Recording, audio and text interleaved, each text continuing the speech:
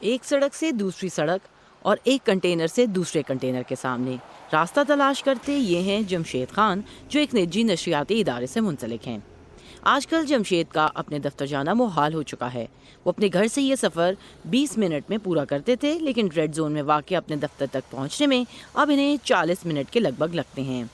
صرف مجھے ایک اشارہ پڑتا تھا سرینا چوک کا، چونکہ میں ورکنگ جرنلسٹ ہوں تو مجھے پہلے پارلیمنٹ جانا پڑتا تھا، پارلیمنٹ کے بعد مجھے پھر آفس میں آنا پڑتا ہے۔ تو یہاں پہ جو پہلے 10-12 منٹ کا راستہ تھا وہ کبھی 40 منٹ کا بھی ہو جاتا ہے، کبھی 30 منٹ کا بھی ہو جاتا ہے، لیکن اس 30 اور 40 منٹ سے زیادہ جو ذہنی کوفت ہوتی ہے کہ آپ کو پتہ ہی نہیں ہوتا، سرپرائز ہوتا ہے ایک کہ ابھی جو ایک راستہ کھلا ہوا تھا صبح وہ بند ہو گیا۔ جمشید خان کا کہنا ہے کہ شہریوں کی مشکلات صرف اس لانگ مارچ کی وجہ سے نہیں بڑھی، بلکہ شہر میں آئے دن یہی حالات رہتے ہیں اور ایک غیر یقینی کی صورتحال ہے جس کی وجہ سے اسلام آباد کے رہائشی ذہنی اذیت میں مبتلا ہیں۔ ریڈ زون میں مجھے جو یاد ہے یہاں پر جس کو شرائع دستور کہتے ہیں، جہاں پر پریڈ ایونیو ہے، وہاں پہ پہلے کسی زمانے میں عصر اور مغرب کے وقت جو ہے مختلف فیملیز آتی تھیں، یہاں پر بیٹھتے تھے، فوٹوگرافی ہوتی تھی، دوسرے شہروں کے لوگ آتے تھے، ایک پکنک سپاٹ بنا ہوتا تھا۔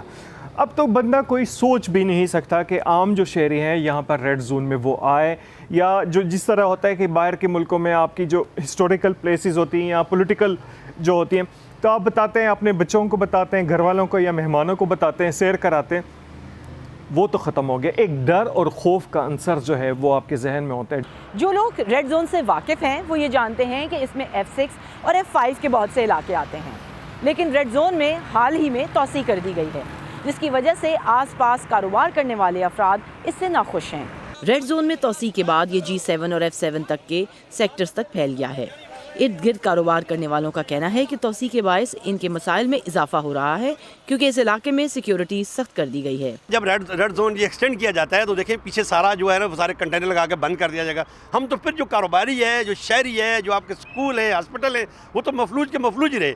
تو دیکھیں بیسک چیز یہ ہے کہ دیکھیں ریڈ زون جو ہے اس کو اپنی جگہ ہی پہ رہنا چاہیے، اور جو ہمیں جو فری بالکل بہتر ماحول میں ہمیں کاروبار کرنے دیا جائے۔ اسلام آباد کے ریڈ زون اور اہم عمارتوں کو جانے والے راستوں پر نہ صرف مستقل کنٹینر لگے رہتے ہیں، بلکہ بہت سے داخلی راستوں پر مستقل لوہے کے دروازے بنائے جا رہے ہیں۔ حکومتی عہدیداروں کا کہنا ہے کہ یہ سب رہائشیوں کی حفاظت کے لیے کیا جا رہا ہے اور اس کے بغیر شہر کو محفوظ کرنا ممکن نہیں۔ کہا کچھ اور جاتا ہے، کیا کچھ اور جاتا ہے، اور اسلام آباد کے لوگوں کی جو امن ہے، ان کا جو کاروبار ہے، ان کی جو جان ہے، اس کی حفاظت ریاست کا فرض ہوتا ہے۔ یہ تمام چیزیں صرف جو شہری ہیں ان کی حفاظت کے لیے۔ شہر میں سفر کے لیے ٹریفک پولیس کی جانب سے پلان بھی تیار کیے گئے ہیں جن میں متبادل راستوں کا استعمال شامل ہے، لیکن اس سے شہر کے اندر سفر کا دورانیہ قدرے طویل ہو گیا ہے۔ کیتیا رانیز، وائس آف امریکہ، اسلام آباد۔